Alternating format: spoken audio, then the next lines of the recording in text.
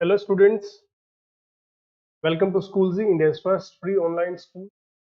I hope all of you are doing well. And today we are going to discuss a very fundamental topic, or we can say a very fundamental chapter, that is chapter 11. ये हमें पढ़ना है. इसमें you are given a topic mensuration, को बोलते हैं क्षेत्रमिति.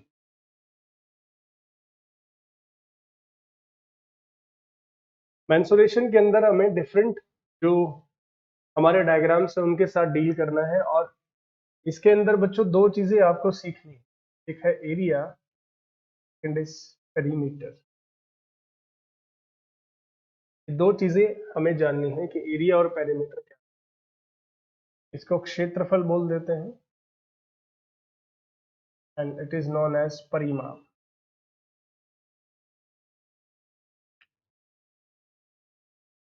तो बेटा मेंसुरेशन के अंदर सीधी सी बात है, आपको कोई भी डायग्राम दे दिया हो, आपसे पूछ सकते हैं इसका एरिया बताइए, पेरीमीटर बताइए. अगर किसी भी चीज का या किसी भी डायग्राम का अगर आपको एरिया निकालना है, तो एरिया निकालने का बेसिक फंडामेंटल जो फॉर्मूला है वो कैसे है, लेंथ इनटू ब्रेथ. ऐसे हम निकालते हैं. और अगर किसी भी चीज का अगर हमें पेरीमीटर निकालना हो,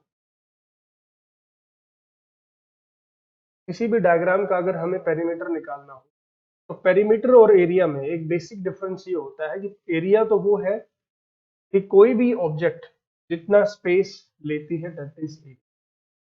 और जैसे ये एक डायग्राम है हमारे, दिस इज ए डायग्राम. इसके अंदर ये कितना स्पेस ये ले रहा है that is area. Okay, we can say it is A B C. Okay, I can say it this is L, I can say this is C. तो perimeter क्या है, अगर ये आपका एल है तो ये भी एल है, ये अगर बी है तो ये भी बी है. बेसिकली जो डायग्राम है it is a rectangle.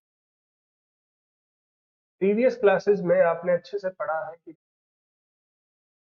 Rectangle बच्चों एक क्वाड्रिलेटरल है, यानी कि चतुर्भुज है जिसकी चार भुजाएं होती हैं. तो रेक्टेंगल आपका एक क्वाड्रिलेटरल है जिसकी जो अपोजिट साइड्स है, अपोजिट मतलब आमने सामने की जो साइड्स है वो इक्वल होती हैं और पैरेलल होती हैं. ए बी पैरेलल है डीसी के और सी बी पैरेलल है डी ए. ठीक है. तो पेरीमीटर अगर मुझे किसी भी ऑब्जेक्ट का अगर निकालना है तो उसके जितनी भी साइड है उन सबको मैं प्लस कर देता हूँ. जैसे ये एल है, ये बी है, ये एल है और ये बी है. ओके, इस तरीके से आप किसी भी ऑब्जेक्ट का एरिया और पेरीमीटर आप निकाल सकते हैं. कोई भी आपको डायग्राम दे रखा हो, चाहे वो एक रेक्टेंगल हो, चाहे वो एक स्क्वायर हो, चाहे वो एक पैरेललोग्राम हो, रोम्बस हो, ट्रेपेजियम हो, काइट हो, जो मर्जी हो. ठीक है. अब कुछ डायग्राम है, जैसे रेक्टेंगल तो आपने देख लिया. ऐसा अगर मैं कहूं कि स्क्वायर क्या चीज है, स्क्वायर बेटा वर्ग. स्क्वायर फिर से वही आपका एक रेक्टेंगल है जिसकी की सारी साइड्स इक्वल होती है. अगर ये साइड रेक्टेंगल की ए है तो सारी की सारी साइड्स क्या होंगी, ए. और वी कैन से अगर ये साइड एल है, ये भी एल, ये भी एल, ये भी. ये दो मोटी सी बात मैंने आपको बताई. अगर मैं आपको कहूं एरिया ऑफ रेक्टेंगल अगर आपको निकालना है, कैसे निकाल. एरिया ऑफ रेक्टेंगल बच्चों लेंथ टू ब्रेथ ऐसे निकलेगा. और अगर पेरीमीटर आपको निकालना, पेरीमीटर ऑफ रेक्टेंगल, तो यहां देखिए L plus B plus L plus B. तो क्या इसको लिख सकते हैं 2l प्लस 2b. दोनों में दो कॉमन ले सकते हैं, l प्लस b. तो अगर रेक्टेंगल का आपका अगर आपको पेरीमीटर निकालना हो तो उसका फॉर्मूला क्या बन जाएगा, 2 इंटू एल प्लस. इसी तरीके से आप स्क्वायर का एरिया निकाल सकते हैं, एरिया ऑफ अ स्क्वायर. फिर से वही लेंथ इंटू ब्रेथ. बट बच्चों यहाँ पे लेंथ भी ए है और आपकी ब्रेथ भी ए है. तो रेक्टेंगल का जो स्क्वायर का जो एरिया है वो क्या आ जाएगा ए, क्योंकि इसकी चारों साइड इक्वल होते हैं। अगर इसका पेरीमीटर आपसे पूछे कि पेरीमीटर ऑफ स्क्वायर अगर हम निकालेंगे तो कैसे निकालेंगे, ये भी ए, ये भी ए, ये भी ए, ये भी ए प्लस ए प्लस ए प्लस ए, रट्टा नहीं लगाना है, समझना है। तो पेरीमीटर ऑफ स्क्वायर कितना आ जाएगा 4, इज दैट क्लियर? तो ये एक बेसिक फंडामेंटल चीज है जो आपने पहली 6th 7th क्लास में आपने पढ़ी। आगे आप जाएंगे 9th 10th में 11th 12th में, हर जगह ये बेसिक चीजें काम आएंगी। समझ में आ रही है? ठीक है, तो मैंने क्या कहा, रेक्टेंगल एक ऐसा क्वाड्रिलेटरल जिसकी 4 साइड है, अपोजिट साइड एक दूसरे के पैरेलल है और इक्वल। स्क्वायर जिसकी चारों साइड इक्वल हैं और अपोजिट साइड एक दूसरे के पैरेलल। बेसिक चीजें मैंने आपको बताई।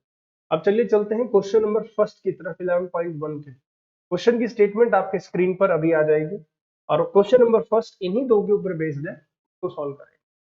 फर्स्ट क्वेश्चन की स्टेटमेंट आपके स्क्रीन पे है, बोल रहा है कि आपको एक स्क्वायर दिया हुआ है, एक रेक्टेंगल, दोनों की साइड दे रखी है, पूछा है किसका एरिया ज्यादा है।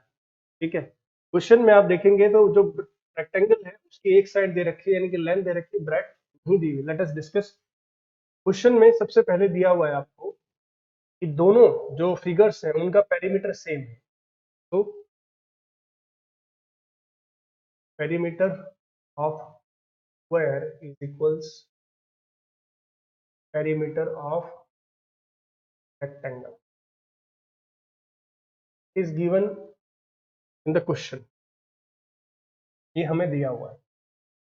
अब आपको अच्छे से पता है कि जो स्क्वायर है उसका पेरीमीटर का फॉर्मूला क्या होता है, 4a, और रेक्टेंगल ऑफ ए पेरीमीटर का फॉर्मूला क्या होता है, प्लस। और हमें अच्छे से पता है कि जो स्क्वायर है उसकी साइड हमें दे रखी है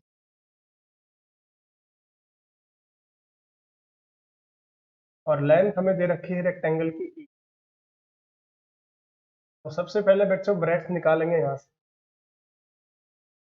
4 × 60 × 2। ये जो 2 यहाँ पर मल्टीप्लाई था तो हम इधर ले आए और इधर बच गया 8 plus. Now can we cut it? Cos we can. 120। Okay,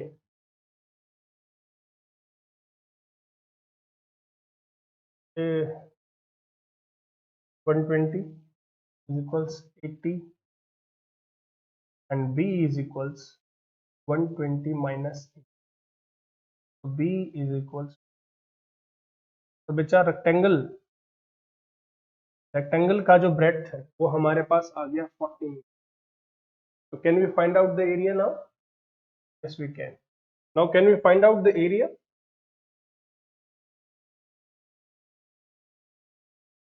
area of square, area of rectangle. And as we know very clearly, area of a square is 4a square and its area in L into B. तो square का आपके screen पर है, side कितना है, जैसे 3600 metre. Rectangle का area कैसे निकालेंगे? लेंथ दे रखी है, ब्रेड्थ इज 40, तो इट इज 3200 मीटर। इसका एरिया ज्यादा हुआ, ऑफ कोर्स आपका स्क्वायर का एरिया ज्यादा हुआ। बड़ा सिंपल तरीके से समझना है आपको। पेरीमीटर ऑफ स्क्वायर इक्वल दे रखा है पेरीमीटर ऑफ रेक्टेंगल। रेक्टेंगल की एक साइड दे रखी है, यानी कि सारी साइड दे रखी है, क्योंकि रेक्टेंगल में की एक साइड दे रखी है लेंथ और ब्रेड्थ आपको निकाल। स्क्वायर की आपको एक साइड दे रखी है, स्क्वायर आपको पता है चारों साइड उसकी इक्वल होती है, ज्यादा साइड्स की आपको नेसेसरी है नहीं। तो सबसे पहले बच्चों ब्रेड्थ निकालेंगे, दोनों का पेरीमीटर इक्वल रख के। और ब्रेड्थ आने के बाद आपके पास लेंथ भी है, ब्रेड्थ भी है और स्क्वायर की साइड आपको दे ही रखी है। फिर मेरे ख्याल से एरिया निकालने में आपको, तो this is question number 1। Now let us to question number 2। Question number 2 is on your screen. Mrs. Koshik has a square plot with the measurement as shown in the figure. She wants to construct a house in the middle of a plot. A garden is developed around find the cost of developing a garden around the house at the rate of 55 पर metre square. एक plot दे रखा है, उसके बीच में घर बनाना है, plot और घर के बीच में टाइलें लगानी है, तो वो एरिया निकालना है कि टाइलें निकालने का खर्चा कितना है। सबसे पहले टाइल कितने एरिया में लगेंगी वो निकाल लेते हैं। तो सबसे पहले क्या निकालेंगे, हम क्या लिख लेते हैं, dimensions, dimensions of square plot. क्या दे रखा है हमें, 25, ये हमें दे रखा है। तो अब हम एरिया निकाल लेंगे, एरिया ऑफ प्लॉट, स्क्वायर है तो स्क्वायर का एरिया निकालेंगे ए। ओके, तो 25 का square, this is 625 metre. Plot का एरिया निकाल लिया। ओके, फिर आपको कह रहा है कि अंदर आपको घर बनाना है, रेक्टेंगुलर है आपका हाउस, तो लेंथ ऑफ हाउस कितनी दे रखी है आपको, 20 metres, breadth of house it is 15 metres. तो एरिया ऑफ हाउस, आपको पता है कि हाउस रेक्टेंगुलर है, तो रेक्टेंगुलर है तो L इंटू बी कर देंगे, 25 into 50 in this 300 metre square. अब बच्चों प्लॉट का एरिया आपका 625 मीटर स्क्वायर है और घर का एरिया आपका आया है 300 मीटर स्क्वायर। तो जो बीच में रास्ता बच गया, देखिए स्क्रीन पर, देखिए स्क्रीन में तो आपको मिलेगा, जो बीच में रास्ता बच गया उसका एरिया हम कैसे निकालेंगे, एरिया ऑफ गार्डन,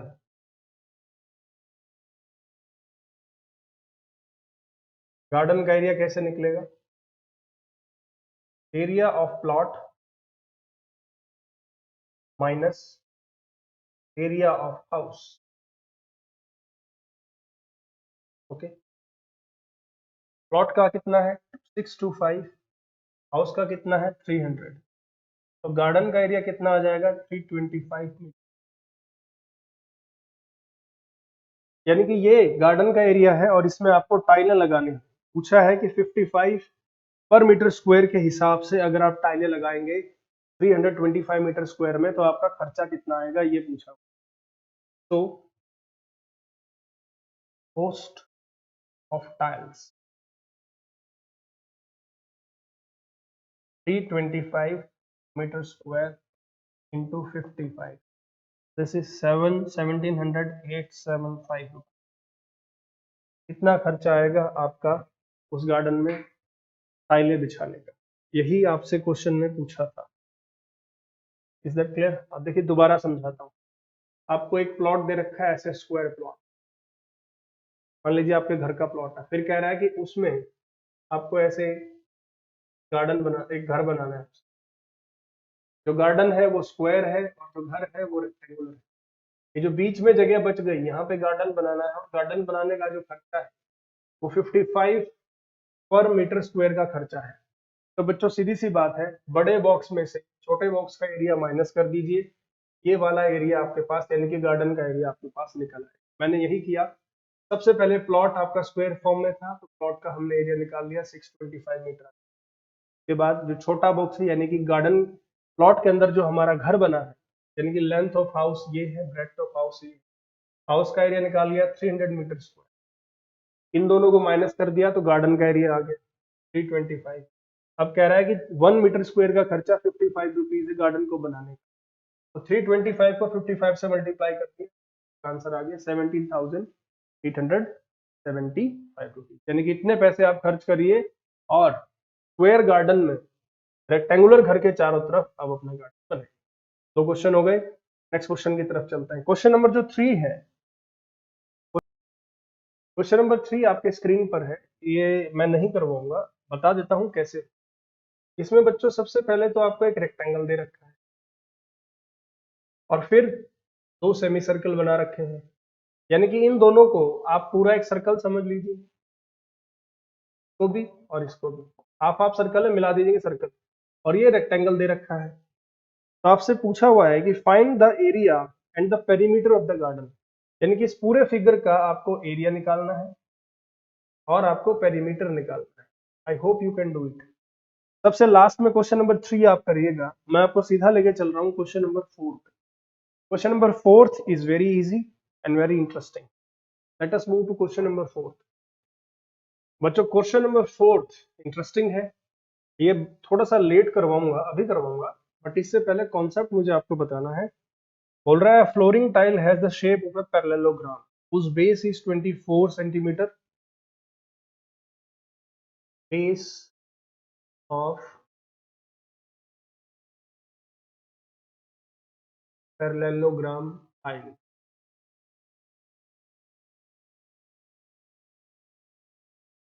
24 सेंटीमीटर। फिर कह रहा है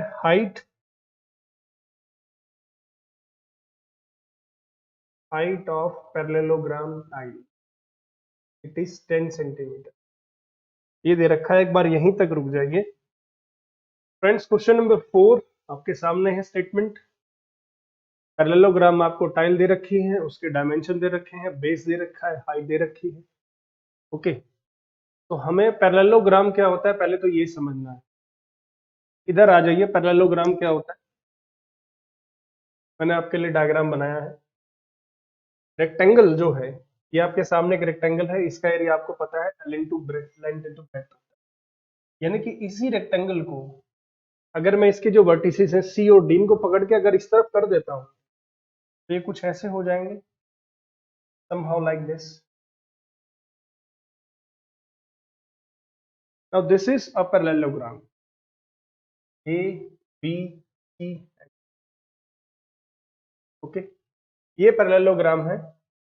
ऐसी आपको टाइल दे रखी है और उस टाइल का आपको हाइट दे रखा है, बेस दे रखा है, यानी कि बेस कितना है 24 सेंटीमीटर और हाइट कितनी दे रखी है, ये रही आपकी हाइट आपको दे रखी है माय डियर 10 सेंटीमीटर। अभी तक तो आपको स्क्वायर का एरिया, रेक्टेंगल का एरिया हम निकाल रहे थे, अब पैरेललोग्राम है, रेक्टेंगल का ही भाई है। फर्क इतना है कि रेक्टेंगल में 90 डिग्री का एंगल होता है और पैरेललोग्राम में 90 डिग्री का एंगल नहीं होता। यानी कि अगर आप रेक्टेंगल की साइड्स को ही या तो इस तरफ कर दें या इस तरफ कर दें, या तो ऐसे कर दें या ऐसे कर दें, जैसे गाड़ी के वाइपर होते हैं वैसे ऐसे कर देंगे तो आपका पैरेललोग्राम बन जाएगा। अब हमें क्या करना है, इसका एरिया निकालना है। एक टाइल का एरिया निकाल लेंगे तो आपका सारा क्वेश्चन बन गया, यही गेम है। अब साहब एक बात बताइए, ये जो साइड मैंने ये दे रखा है, एक ट्रायंगल बन गया आपका, this is a triangle complete. मैं क्या करता हूं, इसी ट्रायंगल को यहां से निकाल देता हूं, ये जो मैंने शेड कर दिया इस ट्रायंगल को बच्चों निकाल कर मैं यहां लगा दूं, तो हाइट तो फिर भी सेम ही रहेगी 10 सेंटीमीटर। और ये जो हिस्सा मैंने काटा था जितना यहां से यहां तक, इसको काट के मैंने इधर लगा दिया, इसको यहां से काट के मैंने इधर लगा, तो इसको अगर मैं छुपो लूं ए डी, इस हिस्से को जो शेडेड पोर्शन है इसको मैं काट के अलग करके यहां ले आया। इसका मतलब क्या हो गया, इस चीज को अगर आप हटा दें तो ये पूरा का पूरा डायग्राम फिर से रेक्टेंगल बन गया। बताइए हाँ कि नहीं, बिल्कुल सही। और अगर रेक्टेंगल बन गया है तो रेक्टेंगल का एरिया निकालने का फॉर्मूला क्या होता है, लेंथ इंटू ब्रेड्थ। लेकिन क्योंकि एक पैरेललोग्राम है तो पैरेललोग्राम का एरिया निकालने का फॉर्मूला क्या है, length into height, length into height. Clear है, इसका एरिया निकालने का फॉर्मूला क्या है, लेंथ इंटू हाइट, बात वही है। ठीक है, अब this is 24 centimetre 10 centimetre, 240 centimetre square आपका एरिया आ गया एक टाइल का। लेकिन जिस एरिया पे हमें टाइलें बिछानी है वो एरिया हमें दे रखा है मीटर स्क्वायर। तो हम ये जो एरिया है इस एरिया को हम मीटर स्क्वायर में कन्वर्ट कर लेंगे, it will become 0.024 metre square.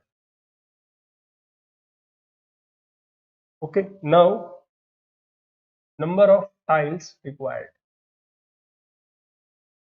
कितनी टाइलें लगेंगी इस एरिया पर, उसको कैसे निकालेंगे। 108 को हम 0.024 से अगर डिवाइड कर देंगे तो आपका आंसर आ जाएगा 45,000। This is my answer. बच्चों इस क्वेश्चन में एक ही पॉइंट है कि पैरेललोग्राम का एरिया कैसे निकालते हैं। पैरेललोग्राम का एरिया निकालने का फॉर्मूला होता है लेंथ।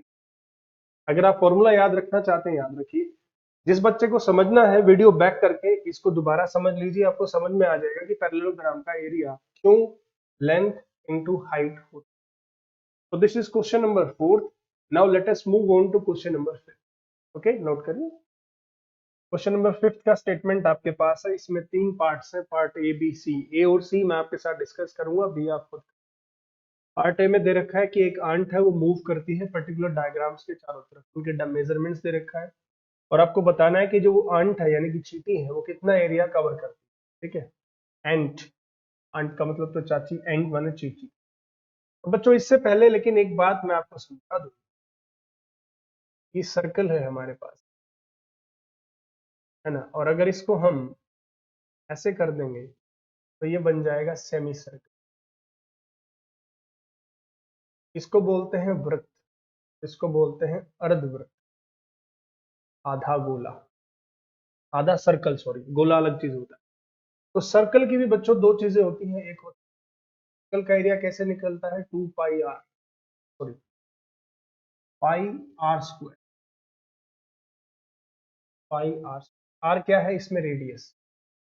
और अगर इसका पेरीमीटर निकालना हो, पेरीमीटर अगर निकालना हो तो दैट इज, ये तो हो गया सर्कल का। अगर सेमी सर्कल का एरिया निकालना है तो पाई आर स्क्वायर डिवाइड बाई का हाफ हो जाएगा। और इसका अगर पेरीमीटर निकालना हो तो 2 पाई आर।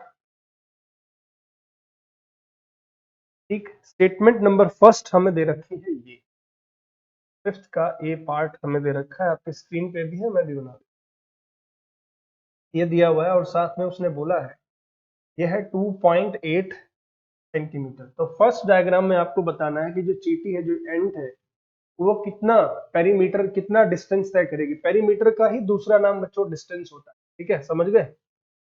तो इसमें रेडियस कितनी दे रखी है, रेडियस ये 2.8 आपका डायमीटर दे रखा है, डायमीटर इज 2.8 और डायमीटर का हाफ होती है रेडियस यानी कि 1.4 आपकी रेडियस।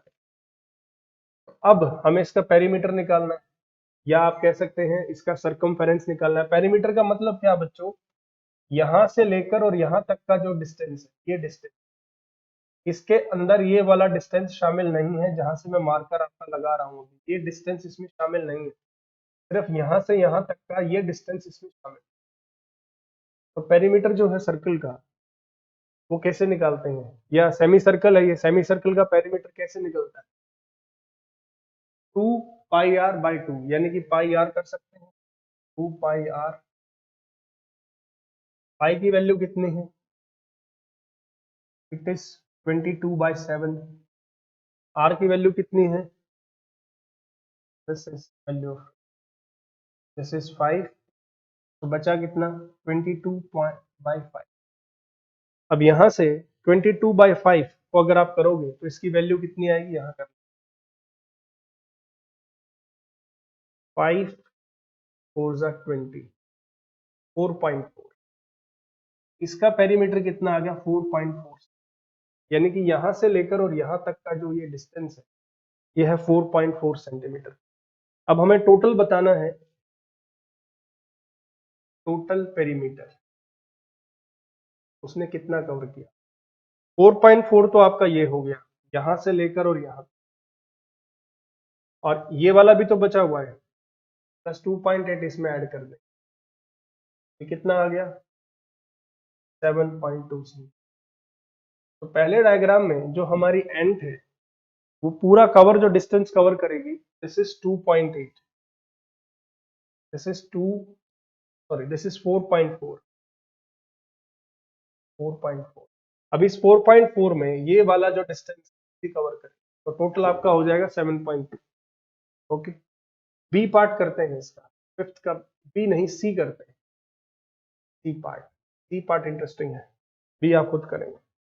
ये फिगर है, ये दिया हुआ है, यहाँ इस ये है 2 सेंटीमीटर और ये भी है 2 सेंटीमीटर टोटल, और ये आपको दे रखा है 2.8।